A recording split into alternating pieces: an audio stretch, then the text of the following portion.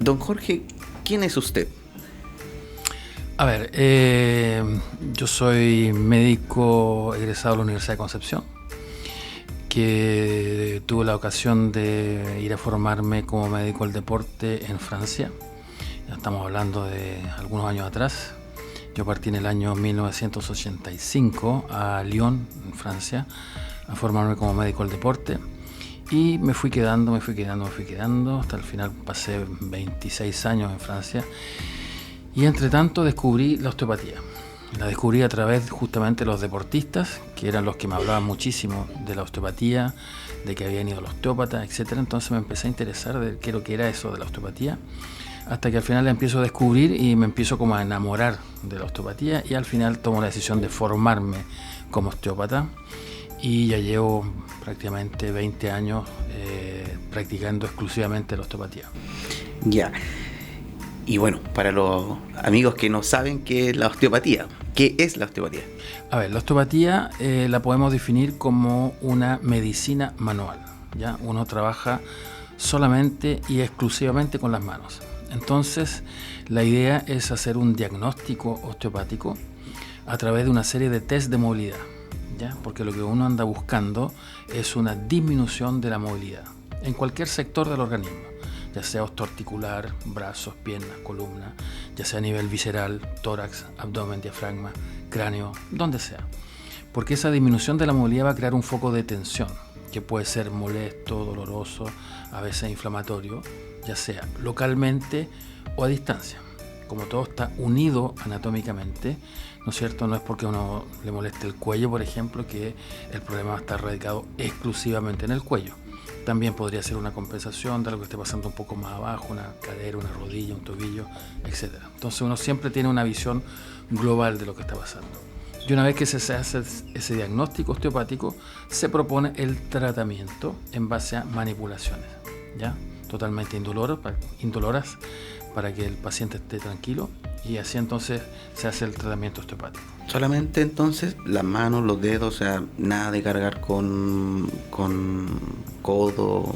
O sea, uno puede en algún momento trabajar con alguna parte de nuestro propio organismo. Uno puede apoyar con el brazo, puede trabajar con el codo, pero a lo que se refiere es que no hay ninguna intervención externa aparte del osteópata mismo. O sea, no hay máquina, no hay ese tipo de cosas. Oiga, don Jorge, ¿y cuáles serían los principios de la osteopatía?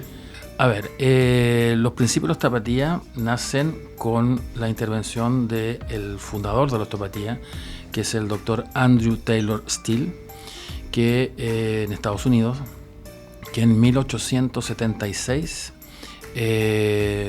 determina cuáles son los principios de la osteopatía, después de una experiencia, un análisis, y esos principios son principios de globalidad, ¿no es cierto? Todo está unido, no hay nada aislado en el resto del cuerpo. Está el principio de la circulación, lo que él llamaba el principio de la arteria, que es decir que toda estructura tiene que recibir, ¿no es cierto?, un aporte circulatorio de flujo y salir también con todos los desechos para que las estructuras funcionen. Por lo tanto, todo tiene que estar libre para que todos esos flujos se realicen exactamente. Y la otra, digamos, gran principio de Still es que se estimula a través de la osteopatía, se estimulan los propios, digamos, procesos de autosanación que tenemos. El propio organismo es capaz de sanarse con, digamos, las direcciones adecuadas, y eso también se estimula a través de la osteopatía. Entonces esos grandes principios son los que rigen hasta el día de hoy la osteopatía. Bueno, dentro de toda esta área de la osteopatía que claramente usted hace sesiones de osteopatía, ¿cómo es una sesión para alguien que quiere tratarse con usted o que tenga controles con usted periódicamente? ¿Cómo? A ver, una sesión de osteopatía dura más o menos alrededor de 45 minutos. Y entre esos 45 minutos tenemos, primero que nada, la historia clínica, es decir, lo que se llama la anamnesis, como cualquier consulta médica, es decir, uno tiene que saber qué es lo que trae el paciente como sintomatología, ¿no es cierto? Entonces, interrogarlo, saber qué es lo que tiene, las características de su sintomatología, etcétera. Y una vez que se hace esa historia clínica, ¿no es cierto?, completa, se hace la evaluación a través de los diferentes test de movilidad. Uno va a testear, va a movilizar las estructuras con el fin de determinar si hay lo que se llama alguna disfunción. Esta disminución de la movilidad le llamamos en osteopatía disfunción. Y una vez que se realizan esos test de movilidad, tenemos ya un contexto donde podemos establecer un diagnóstico osteopático, y ese diagnóstico osteopático entonces nos sirve para poder tratar a la persona a través de las diferentes manipulaciones adecuadas y adaptadas a cada persona. En osteopatía uno no trata efectivamente un síntoma, sino que trata a una persona que tiene un síntoma. Eso es más o menos el contexto de una consulta osteopática. ¿Cuántas sesiones de osteopatía serían necesarias para una persona que venga a tratarse acá con usted o con cualquier osteópata? A ver, eso depende mucho de cada persona, ¿ya? Porque cada persona puede reaccionar en forma diferente, según sus propias capacidades, su propia aptitud, su propia fisiología, ¿no es cierto?, funcionamiento. Entonces, los tratamientos osteopáticos uno los va construyendo con la respuesta del paciente. Para algunos, si es un problema, ¿no es cierto?, básico y no complicado, en una sesión, 2 sesiones máximo, el problema puede estar resuelto. En otras personas con algo un poco más complejo, ¿no es cierto?, se necesitaría un poco más de sesiones, pero el número total de sesiones eso va a depender de la evolución del paciente, cómo se vaya sintiendo, cómo vaya reaccionando, y ahí uno va adaptando, ¿no es cierto?, las sesiones de osteopatía. Yo lo he escuchado a usted hablando, por ejemplo, de osteopatía visceral, osteopatía craneal, y todo eso aún así apunta a que la persona tenga que tener más sesiones. O sea, por ejemplo, en la osteopatía visceral, ¿cierto?, donde la persona a lo mejor, no sé, tiene algún dolor de estómago o tiene alguna inflamación de por medio, todo eso influye también dentro de cómo duerme, cómo se alimenta, si toma agua o no. Entonces, dentro de eso, aún así, ¿puede que una persona tenga más de 6 sesiones, por ejemplo? El número de sesiones va a depender exclusivamente de la evolución del paciente, ¿ya?, independiente de lo que tenga como sintomatología, ¿ya? Y esto de lo que hablamos de osteopatía visceral, osteopatía de cráneo, osteopatía osteoarticular, ese es un conjunto, ¿ya? Todo paciente, independiente del motivo de consulta, uno va a tener que examinarlo completamente. Entonces uno va a tener que pasar por todo el aspecto osteoarticular, va a tener que pasar por todo el aspecto visceral, torácico, abdominal y por el aspecto del cráneo. O sea, una consulta osteopática obligatoriamente tiene esos 3 componentes. Jorge, ¿y existe algún límite de edad para los tratamientos de osteopatía? No, la osteopatía es una medicina que puede ser aplicada desde casi el recién nacido. Ya está todo el aspecto de la osteopatía pediátrica, que es muy interesante, y la osteopatía puede ser aplicada hasta la 4ª edad, o sea, no hay límites de edad. Lo que pasa es que el osteópata se va adaptando a cada paciente, es decir, que no es lo mismo, un osteópata no va a tratar de la misma forma un bebito de 15 días o una persona de la 4ª edad o una persona deportista de 30 años, ¿ya? Porque las estructuras no son las mismas. ¿Ya? Entonces uno se adapta a las estructuras de cada paciente. Me imagino entonces que si se puede impartir osteopatía desde un bebito, me imagino que también se podría a la mamá. Por supuesto, por supuesto.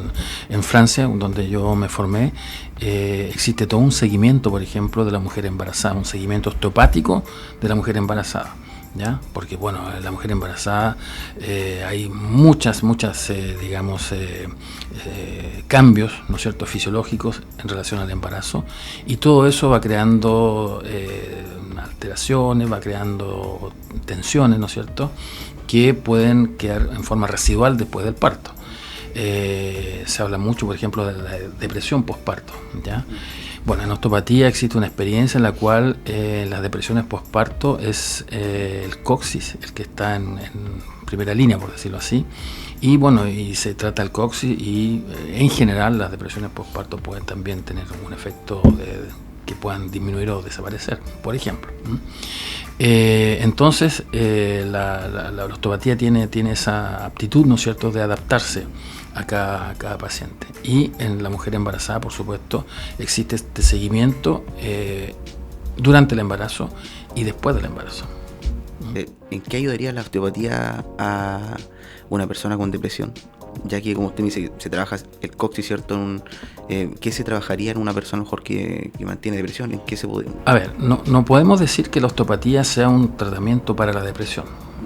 Es una situación, a ver, hay que entender que la osteopatía, uno de los objetivos de la osteopatía es dejar a la persona dentro del mejor equilibrio, ya que todas sus funciones se realicen correctamente, que toda su fisiología sea correcta, y entonces a través de esos mecanismos el organismo entonces se equilibra, y a través de esos mecanismos indirectos la persona puede entonces sentirse mejor, ¿ya? Pero no podemos decir que la osteopatía es el tratamiento para, ¿ya? Son, digamos, complementos, y a través de esos mecanismos indirectos la osteopatía puede ayudar a esa situación o otras situaciones.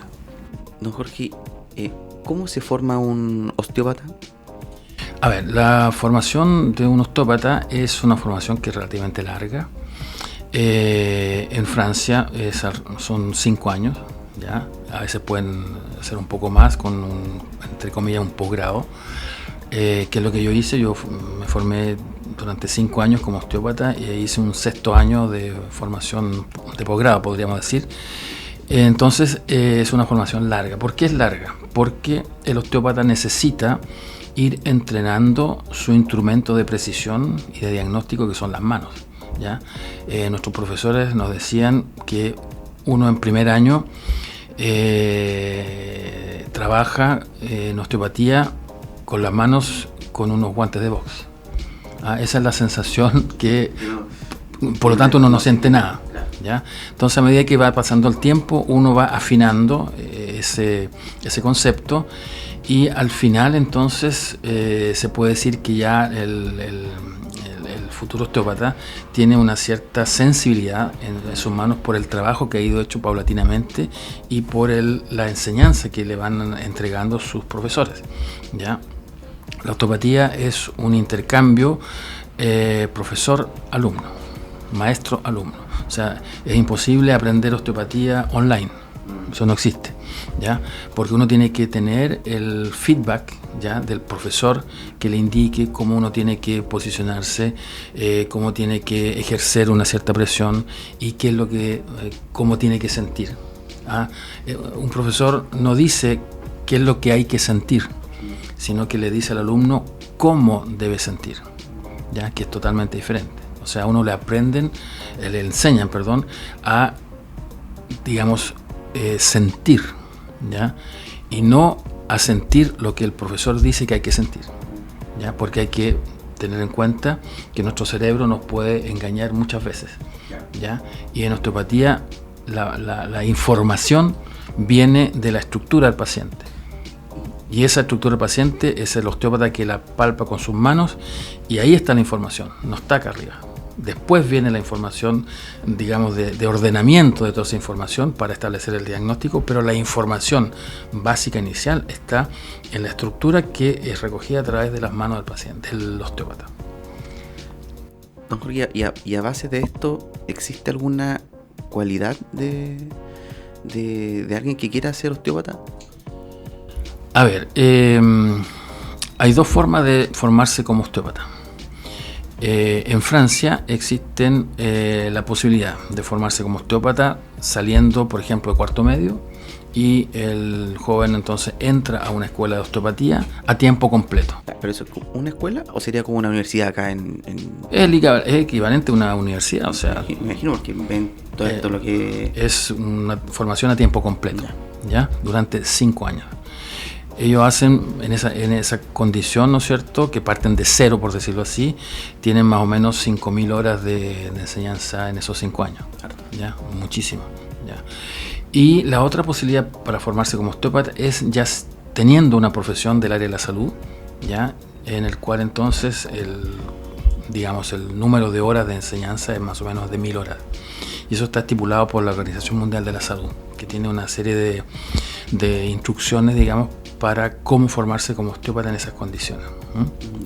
Acá en Chile todavía no existe la formación continua, ¿no es cierto?, a tiempo completo. En este momento solamente en Chile hay formaciones a tiempo parcial.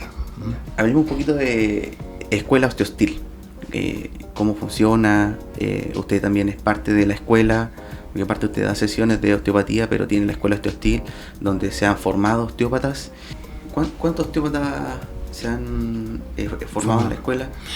Ya, a ver, Osteostil es una escuela de osteopatía, ¿no es cierto?, que forma a osteópatas siguiendo lo más cercano posible las indicaciones de la legislación francesa.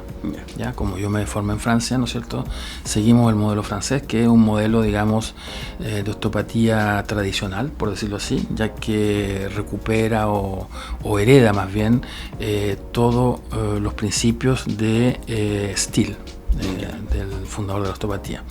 Entre paréntesis, la osteopatía nace en Estados Unidos, rápidamente pasa a Inglaterra, porque habían algunos alumnos ingleses, ¿no es cierto?, que forman las primeras escuelas de osteopatía en Inglaterra, en el año 1910 por ahí. Y rápidamente esto pasa en Francia, pasa a Francia. Entonces en Europa, los países que tienen una más larga tradición en osteopatía, en la formación de osteópata, es Inglaterra y Francia. ¿Ya? Entonces nosotros seguimos esa osteopatía tradicional. Entonces la Osteostil nace en el 2017, ¿ya? Por lo tanto llevamos 9 años, próximamente son 10 años, y hemos formado hasta el momento 26 osteópatas, ¿ya? 26 osteópatas, la gran mayoría son kinesiólogos, que es la tradición, los estudiantes de osteopatía, muchos de ellos, la gran mayoría son kinesiólogos, pero también han habido otros profesionales del área de la salud, médicos, enfermeras, fonoaudiólogos, ¿no es cierto?, que han podido formarse también como osteópatas. La gran, digamos, característica que debe tener un osteópata, desde mi punto de vista y la experiencia que tengo, es una apertura mental, primero que nada. O sea, uno tiene que estar abierto a, digamos, al sentir, ¿no es cierto?, de la osteopatía. Y lo otro es dejar que sus manos sientan. Parece simple decirlo así, pero es un trabajo que a veces es costoso, porque hay algunas personas, no todos, pero algunas personas que les cuesta muchísimo dejar eso, ¿ya? Dejar el mental un poco de lado, ¿ya? Porque muchas personas necesitan asegurarse de lo que sienten, ¿ya? Resulta que ese es un aprendizaje, ¿ya? Entonces hay que dejar el tiempo para aprender. Ya me imagino porque como cuando le dicen no, tú ves con las manos, está el dicho ahí, y claramente yo veo que esto es un micrófono y lo toco y siento que es un micrófono, pero me imagino que acá es totalmente distinto a tener que tocar a una persona y sentir. Claro, por ejemplo, la osteopatía de cráneo, que es una osteopatía muy sutil, ya en el cráneo se describen micromovimientos al orden de los micrones nada más. Es para sentir algo en el cráneo hay que tener una sensibilidad muy particular. Por eso es que dentro del estudio de la osteopatía de cráneo viene al segundo año, ¿ya? Porque necesitan por lo menos 2 años de preparación, entre comillas, de palpación para poder sentir algo, ¿no es cierto?, inicialmente en la osteopatía de cráneo. ¿Y en Francia cómo trabajan esa palpación? Es practicando, práctica. Pero no es que tomen así como cosas con textura. Sí, hay ejercicios, entre comillas. Hay ejercicios con globos, por ejemplo. Hay algunos profesores, teníamos un profesor que nos pasaban un globo inflado para poner las manos y ver qué sentíamos, ¿ya? Qué sentíamos en el globo, ¿ya? Y resulta que, claro, uno siente cosas, ¿ya? Pero no está sintiendo el globo, sino que está sintiendo su propio ritmo, que también hay que integrarlo en todo eso, ¿ya? Porque cuando yo voy a palpar una persona, ¿no es cierto? Y voy a palpar, por ejemplo, el cráneo de una persona, estoy haciendo una interacción entre sus ritmos y mi propio ritmo. Por lo tanto, yo tengo que ser capaz de diferenciar cuál es de él y cuál es mío, ¿ya? Entonces hay ejercicios para eso. Y por ejemplo, otro ejercicio era que ponga sus manos sobre la camilla, ¿ya? ¿Qué sienten? Ya, hay que también es una posibilidad de que uno siente cosas en algo totalmente inerte. Oiga, y bueno, a través de nuestras redes sociales, los que nos quieran visitar pueden ver también algunas imágenes de que fueron parte de sus alumnos a Francia. ¿Nos puede comentar un poquito de...? Sí, el año pasado, en el 2025, a principios del año del 2025, 2 alumnos nuestros tuvieron la posibilidad de hacer una estadía en Francia, en la escuela francesa, ATSA, donde yo me formé también, y estuvieron más o menos un mes, ¿ya? Y pudieron participar a seminarios, a clases, a reuniones, y fue para ellos una experiencia inolvidable y profesionalmente también muy muy positiva, porque pudieron ver el nivel, ¿no es cierto?, de la osteopatía francesa, ya, por un lado, y por otro lado pudieron compararse cómo ellos estaban. Y al final, no estaban tan mal, porque les fue muy bien, pudieron trabajar allá, digamos, con los alumnos, con los seminarios, etcétera. Entonces, para ellos fue una experiencia muy, muy buena. Y bueno, claro, debe ser una experiencia muy positiva para ellos, partiendo de que usted me cuenta que es como una universidad. Entonces, me imagino que el nivel de la osteopatía ya en Francia igual debe ser otra cosa. Así que eso. Sí. Bueno, las escuelas de osteopatía en Francia están regidas por una ley, ¿ya? Que reconoce la osteopatía legalmente, por decirlo así, y esa ley exige muchísimas cosas para una escuela de osteopatía. Exige, por ejemplo, a tal punto la exigencia que exigen un número mínimo de metros cuadrados por alumno. ¿Qué quiere decir eso? Quiere decir que una escuela no puede tener 120 alumnos en un espacio demasiado reducido, ¿ya? Entonces hay que tener ese tipo de dimensión mínima que te exige la ley para poder acoger los alumnos. Por otro lado, están obligados a tener una clínica osteopática donde los alumnos hagan su práctica clínica, que es lo que nosotros hacemos en el 5º año. En el 5º año de nuestra formación, los alumnos hacen una práctica clínica, es decir, se hacen un trabajo de osteópatas con verdaderos pacientes, ya, por supuesto vigilados por osteópatas, ¿no es cierto?, para que salgan, obtengan su diploma ya con una experiencia clínica. Ya, porque para mí es, digamos, muy difícil ver que alumnos de osteópatas salgan sin práctica clínica. Ya, eso es evidente. Es como si un médico saliera de sus estudios sin hacer el internado, por ejemplo. Ya, perfecto. Bien, uno de los aspectos de la osteopatía está relacionado con el deporte, la actividad deportiva. Cuando yo descubrí la osteopatía, la descubrí justamente a través de los deportistas, ¿ya? Porque como yo fui o era médico del deporte, soy todavía, pero practico menos la medicina del deporte, en Francia todos los deportistas me hablaban que iban al osteópata, que se habían tratado con osteopatía, etcétera. Y yo en esa época no sabía mucho lo que era la osteopatía y me empecé a interesar, hasta que empecé a descubrir esta medicina manual, ¿no es cierto?, que es la osteopatía, y el aporte que podía tener a nivel de los deportistas. ¿Cuál es la relación, digamos, entre la osteopatía y el deporte? Bueno, cualquier actividad deportiva, sobre todo el deportista que se va acercando al alto nivel, ¿no es cierto?, tiene un alto nivel de exigencia, ¿no es cierto?, y para responder de la mejor forma a ese alto nivel de exigencia, todas sus estructuras tienen que estar en el mejor estado, en el mejor equilibrio. Entonces, si existe algún elemento, ¿no es cierto?, de distorsión o de tensión, ¿no es cierto?, que pueda molestar en algún grado el gesto deportivo, eso lo va a sentir el deportista. Entonces, la osteopatía puede ayudarlo en ese sentido, ¿ya? Cuando el cuerpo está en equilibrio, ¿no es cierto?, todos esos elementos funcionan correctamente.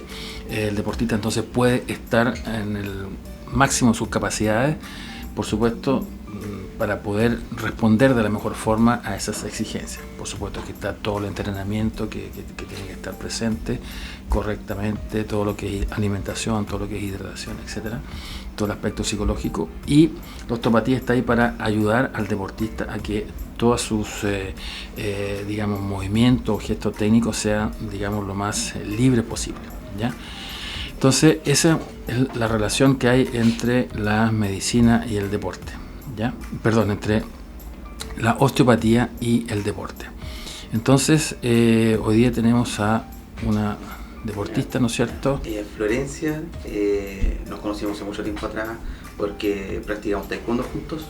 Igual he hecho taekwondo, kickboxing, jiu-jitsu, he practicado varias artes marciales, lo he dejado un poquito de lado, pero yo creo que si hubiera conocido la osteopatía antes, quizás mi norte no hubiera sido el de ahora. Pero sí tenemos acá a Florencia, que es una deportista activa, se podría decir. Así que también para que ella nos comente un poquito de lo que hace ella. Ya, bueno, yo soy Florencia, practico 2 artes marciales. Una es karate y la otra es taekwondo. Llevo practicando más o menos 12 años de artes marciales.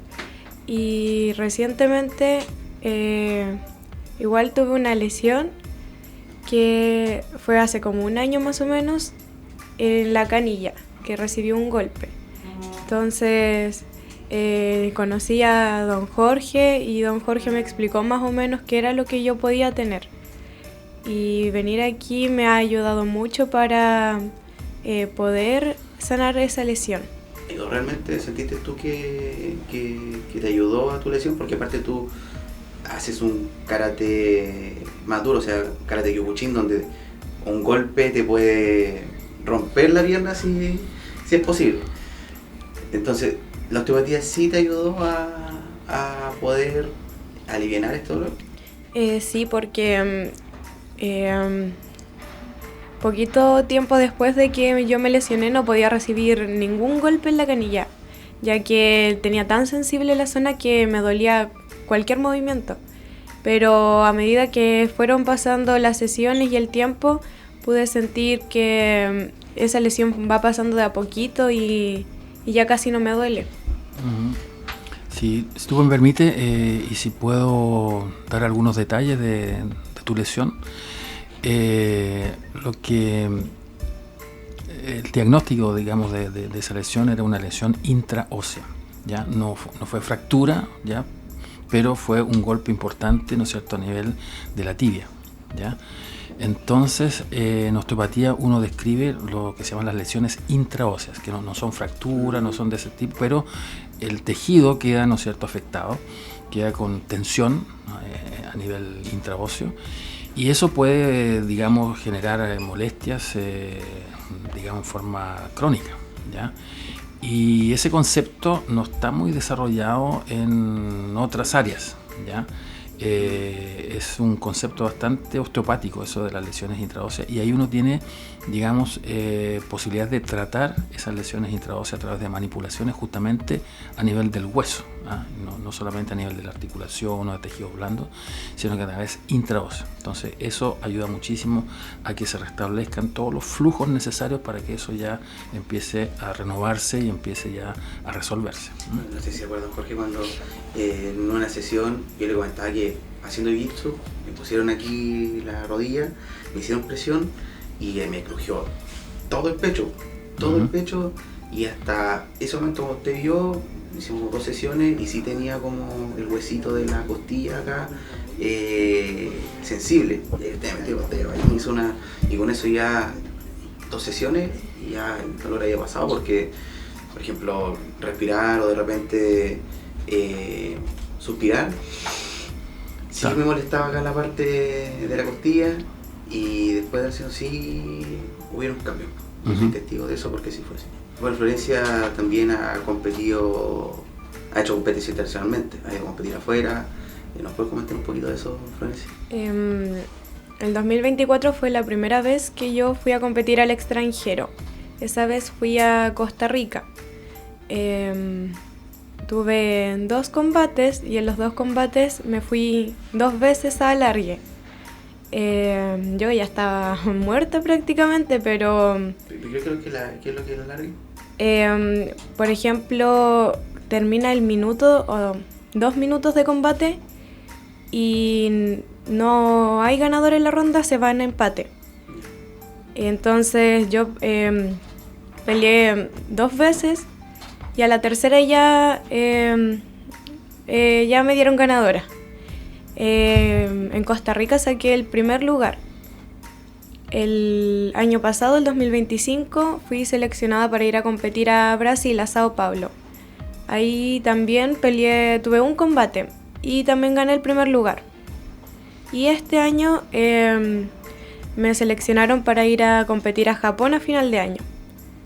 Entonces ahora me estoy preparando desde todo el verano prácticamente, que estuve entrenando casi todos los días. Incluso iba a entrenar 3 veces al día. Alterno mis días de entrenamiento con karate, con taekwondo, con personal trainer, porque estoy muy mentalizada para ir a competir a Japón. Bueno, felicitaciones. Sí, felicitaciones. Y a base de lo que nos dice Florencia, por ejemplo, yo después de cada sesión, yo sí siento que debo tomar más agua, el cuerpo el otro día se siente más descansado, más relajado, y hay recomendaciones post consulta, ¿cierto? Con ustedes después de una sesión. Entonces, para un deportista, por ejemplo, de alto rendimiento, donde lo único que quiere es no descansar para poder mantener su ritmo, ¿qué recomendaciones también sería para ese deportista de alto rendimiento, a lo mejor, que quiera tener una sesión de osteopatía? A ver, el alto rendimiento, ¿no es cierto? Un deportista de alto rendimiento es como un auto Fórmula 1, ¿ya? Está al máximo de sus posibilidades, ¿no es cierto?, de desarrollo, hacia allá va. Por lo tanto, todos los detalles son importantes, ¿ya? Y al final, el éxito o el fracaso muchas veces depende de un solo detalle, de un detallito que falló y pum, no pudo ser campeón. Entonces hay que tener mucho ojo con eso, de que todo tiene que estar perfectamente organizado. Entonces el deportista de alto rendimiento tiene entonces todo su seguimiento de entrenamiento como corresponde, ¿no es cierto?, con todo el staff de entrenadores. Está la parte de seguimiento kinesiológico, ¿no es cierto?, traumatológico también, y osteopático, ¿ya? O sea, la osteopatía se integra dentro de ese contexto de seguimiento del deportista hacia el alto rendimiento, ¿ya? Porque la osteopatía puede ayudar bastante justamente a este equilibrio que es necesario y fundamental en la carrera del deportista, ¿ya? Entonces la osteopatía puede ayudar a la preparación, ¿no es cierto?, hacia una competencia, por ejemplo, y también a la recuperación, ¿ya? Eso también es súper importante. La recuperación y el reposo son parte del entrenamiento. Ya, eso a veces a los deportistas les cuesta un poco entenderlo, que el reposo también forma parte del entrenamiento, porque es ahí donde el cuerpo se regenera, ¿ya? Es ahí donde el cuerpo entonces permite, ¿no es cierto?, la regeneración de todas las estructuras, de todos los tejidos, ¿no es cierto?, y eso forma parte también del entrenamiento. Y aparte, ¿ya?, sobre todo cuando ya empiezan a salir fuera del país y empiezan a tener los cambios de sueño, los cambios de horario. Exacto, entonces todo eso hay que tomarlo en cuenta, ¿ya?, para poder llegar al alto rendimiento y llegar a ser campeón, pues en el fondo hacia allá vamos, ¿no es cierto? Y al final, todos los que llegan a una final de cualquier deporte, ¿no es cierto?, todos son más o menos iguales, ¿ya? Todos tienen más o menos las mismas características, los mismos pesos, la misma fisiología, muy cercana, pero uno solo va a ganar, ¿ya? Entonces, ¿quién es el que gana? En general, el que gana es el que tiene todo eso, más la parte mental. ¿Ya? Querer ganar, querer ser campeón, eso también es fundamental. ¿Ya? Entonces hay todo ese contexto que hay que tomar en cuenta para que el deportista de alto rendimiento obtenga, ¿no es cierto?, el resultado final, que es ser campeón. Entonces en ese proceso la osteopatía puede acompañar, ¿ya? Y debe acompañar, porque es una de las posibilidades que tiene el deportista de mantenerse dentro del mejor equilibrio, y cuando uno está en equilibrio se aleja de estas zonas de riesgo que son las lesiones o las enfermedades. Y para este tipo de personas que practican deporte, bueno, tanto de alto rendimiento como a lo mejor por hobby, ¿cuántas sesiones a lo mejor se recomiendan al mes tratarse? A ver, un deportista de alto rendimiento, por decirlo así, yo creo que una visita al osteópata, independiente de los momentos donde se está preparando por un campeonato, ¿ya? Yo creo que una vez cada 3 meses sería lo ideal. ¿Ya? Un chequeo. Sí, un chequeo cada 3 meses. ¿Ya? Si tiene un problemita antes, se puede ver antes, pero grosso modo así cada 3 meses. ¿Ya? Una persona, digamos, común y corriente que hace una práctica habitual de deportista, ¿no es cierto?, para mantener su estado de salud, 2 veces al año, por ejemplo, una cosa así. Oiga, don Jorge, aprovechando que está hablando de Francia y todo el tema, me acordé que hace poco fui a ver el Circo Pastelito, aquí está en el Bicentenario, ¿Sí? Y bueno, también en el área deportiva están los circenses. Sí, por supuesto. Con mucha flexibilidad, que también hacen piruetas. ¿En Francia también se ven ayuda a los circenses, por ejemplo, con la osteopatía? Sí, por supuesto. Bueno, yo tuve la ocasión de asistir a un par de congresos de medicina de circo, ¿ya? Donde justamente habían médicos que se ocupaban de los trapecistas, de las personas que hacían cosas de ese estilo, de equilibrios, cosas así. Y era muy serio, una cosa muy seria. Entonces, claro, la medicina y la osteopatía, por supuesto que pueden aportar también a ese nivel, ¿no? Por supuesto, como un deportista de alto rendimiento. Claro. Don Jorge, y una persona que nunca ha venido al osteópata y siente curiosidad, o cómo saber cuándo la persona debe venir a una sesión de osteopatía. Ya, a ver, para que una persona venga al osteópata no es necesario que tenga un síntoma, porque existe la noción de chequeo, ¿ya? ¿Y por qué? Porque un chequeo, es decir, una revisión de cabeza a pie, ¿no es cierto?, de una persona, se pueden encontrar disfunciones, que llamaban osteopatía, esta restricción de la movilidad, que todavía son asintomáticas. Por lo tanto, es una superprevención, ¿ya?, de tratar cosas que todavía no son sintomáticas. Entonces, como pasa en Francia, se hacen más de 20 millones de consultas osteopáticas al año en Francia, ¿ya? O sea, casi 1/3 de la población va al osteópata así, sin ningún problema. Y allá existe mucho este concepto de chequeo, ¿ya?, de chequeo preventivo. Entonces, una persona que no tiene síntomas, una vez al año, un chequeo preventivo sería ideal, o 2 veces al año, ¿ya? Y después puede venir cualquier persona que tenga algún tipo de no sé, problema de columna, problema de cuello, de hombro, de rodilla, colon irritable, cefalea, etc. O sea, el campo de aplicación de la osteopatía es amplísimo, ¿ya? Porque uno tiene ese concepto de globalidad, ¿no es cierto?, del concepto del todo, y ahí entonces la osteopatía tiene un amplio campo de acción. Florencia, y ahora a fin de año, ¿cuándo vas a Japón? En noviembre. En noviembre, ya. Florencia va en noviembre a Japón. ¿Cuál sería como el itinerario de ella en el área de la osteopatía para poder llegar alineada a esa competencia a ganar? Ya, en noviembre. Entonces estamos a marzo, marzo, abril, mayo, junio, julio, agosto, septiembre, octubre, noviembre. 9 meses. Cada 3 meses. ¿Ya? Y antes de partir, yo diría unos 15 días antes de partir, una visita al osteópata. ¿Ya? Porque tampoco hay que hacer osteopatía el día antes. ¿Ya? Hay que tener cierta... ¿Por qué? Porque cuando uno hace osteopatía, trabaja mucho con el sistema nervioso autónomo, ¿ya? Con con todo lo que es regulación de todos los diferentes sistemas. Entonces la persona necesita un par de días para que todo eso de nuevo se equilibre. Entonces no es aconsejable, ya no es que esté prohibido, pero no es aconsejable hacer una visita al osteópata un día antes de una competencia mayor. Ya, si uno deja unos 15 días para que el organismo, ¿no es cierto?, vuelva de nuevo a su equilibrio y que quede perfectamente alineado para el momento de la competencia. Oye, y Florencia, ¿qué estás estudiando tú ahora? Yo estoy estudiando química y farmacia.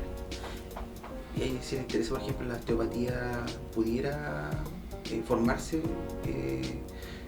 por el área de la medicina que estás estudiando? A ver, para estudiar osteopatía se necesita una gran base de anatomía. Ya. Entonces yo no sé si en química farmacia se hace mucha anatomía. ¿Ah? No. No. Entonces, De hecho, no está ese ramo. claro. Fisiología yo creo que sería lo más cercano. Claro. Entonces se necesita una gran base anatómica, ¿ya? Porque como uno trabaja con las manos en el cuerpo de la persona, necesita saber qué es lo que hay debajo, ¿ya? Para poder, ¿no es cierto?, hacer lo que corresponde como para el tratamiento. Bueno, queremos darle las gracias a todos los que pudieran escuchar, ver, y vamos a dejar acá nuestras redes sociales, ¿cierto? Nuestra página web, que nos visita a través del Instagram, donde vamos a estar subiendo más contenido a OsteoSteel Chile. Así que eso, muchas gracias. Gracias.